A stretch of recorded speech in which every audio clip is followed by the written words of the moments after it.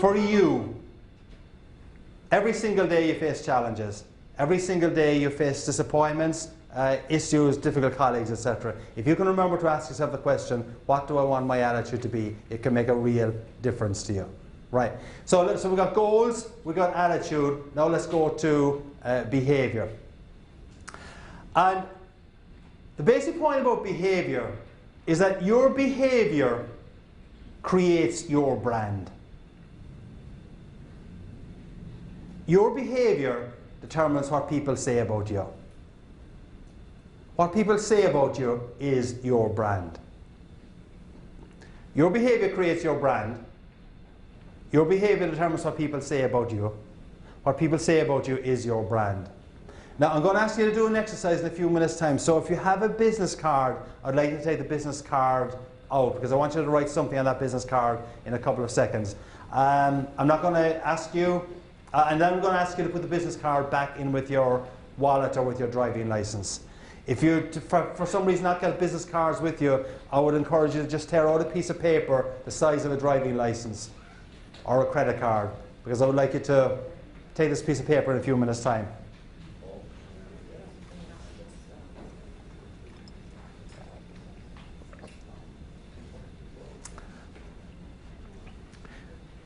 Right, your behavior creates your brand. Your behavior determines what people say about you. What people say about you is your brand.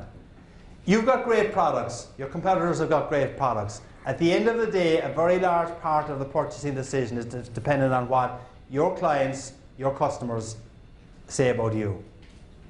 So what do your customers and clients say about you? We'll come back to a specific question in a few seconds' time that will help you to think about this. But let's go back to this incident with Officer Schmidt for a moment, where I got a $75 ticket. After that incident with Officer Schmidt, I went home to my darling bride looking for sympathy and support. And did I get it? No. See, us men suffer the slings and arrows of outrageous fortune, right? I'm sitting there at the kitchen table explaining to my wife what happened, asking her questions like, well, do you know how many pints of Guinness I can get tomorrow for $75? Nothing, no support at all. And I've got to say, no, to me this was really disappointing, because this was after about 24 years of happy marriage.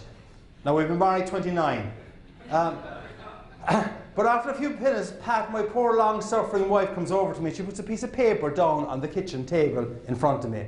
And she says to me, I gave you that insurance certificate about 4 weeks ago. I knew you wouldn't put it in the car.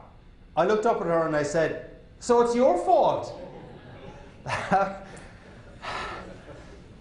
When I regained consciousness, she had the frying pan in one hand, the skillet, divorce papers in the other, but my poor long-suffering wife didn't actually follow through with them. She's the calmest, nicest person you will ever meet, so I'm kind of calumniating her there. But that was actually the conversation that we did have. But for you men here in this room, I'm looking to you for support here now in particular in this instant, all right?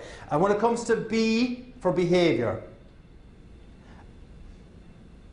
I am of the opinion that in that instant at the kitchen table, it was my wife's behavior that was at fault, right? Because think about it, ladies. If she knew I wasn't going to put the insurance certificate into the car, why did she give it to me, right?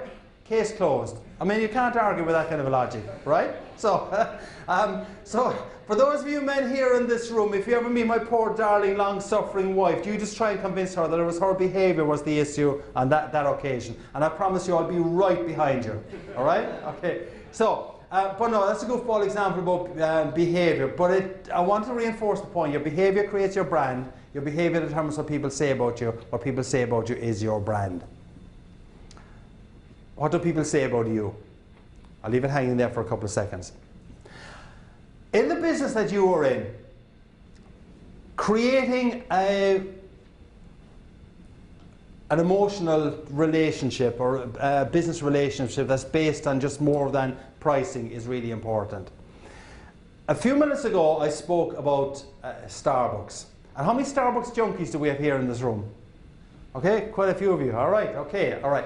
So, let's assume, we don't have to assume this. This morning, there was a number of people left their homes, let's say in the northern suburbs of Chicago, rushed out to their car, started driving on the highway, started honking at the cars in front of them that weren't going fast enough. They then get into the burbs and they start flipping the finger at the person who has the temerity to stop at a yellow light. A yellow light, can you imagine it? I mean, good Lord. And they're honking, giving out, flipping the board at everyone because people are driving so slowly. And then what this person will do will actually turn in to a Starbucks drive-through, where there's 11 cars in front of them, and they will wait 14 minutes to get their low-fat frappuccino with added whipped cream with a toss of cinnamon on top of it, right? And then when they get at their coffee, they're back out into the roads again, and they're going crazy at the people that are delaying them, right? Now, why does that happen? That happens because it wasn't a commercial transaction that went on there. It was an emotional transaction, right? And I think the more that you can move away from just pure commercial transactions to emotional transaction, the better your chances of being successful and getting repeat business. Do you remember the piece in the movie E.T. where the kind of fingers touched and the audience reaction was, ah, yeah, right. That's what you've got to try and create. That, in a sense, is what Starbucks has actually created. They've created an E.T. moment, an emotional transaction. And the question for you is, how can you create that kind of emotional transaction? It may not be as vivid or as powerful as the Starbucks one might be, but think about it, you're only paying $3.50 or $4.50 for that emotional transaction with Starbucks. A lot of your customers are putting out multi-million dollars for your business. So it's worth your time trying to figure out how you can create that ET moment.